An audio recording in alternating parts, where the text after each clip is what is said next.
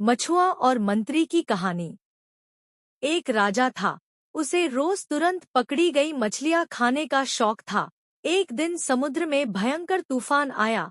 कोई भी मछुआ समुद्र में मछली मारने नहीं गया, इसलिए राजा को तुरंत पकड़ी हुई मछली नहीं मिल सकी।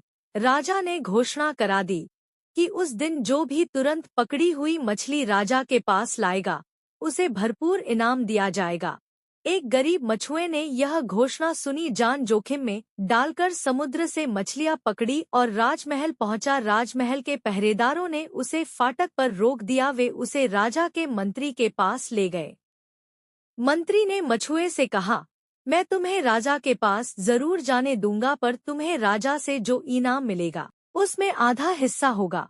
मछुए को मंत्री का यह प्रस्ताव पसंद नहीं आया, फिर भी उसने मन मारकर उसे स्वीकार किया। इसके बाद पहरेदार उसे लेकर राजा के पास गए। मछुए ने राजा को मछलियां दी। राजा मछुए पर बहुत प्रसन्न हुआ। बताओ क्या इनाम चाहिए? तुम जो मांगोगे वह मैं तुम्हें अवश्य दूंगा। मछुए ने कहा, महाराज, मैं चाहता हूँ मेरी पीठ पर 50 कोड़े लगाए जाए। बस मुझे यही इनाम चाहिए। मछुए की यह बात सुनकर सभी दरबारी चकित रह गए।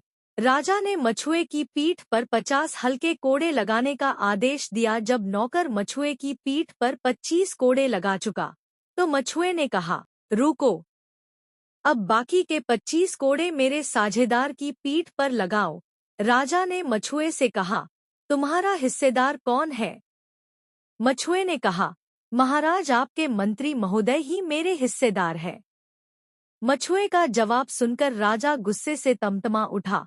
उसने मंत्री को अपने सामने हाजिर करने का आदेश दिया।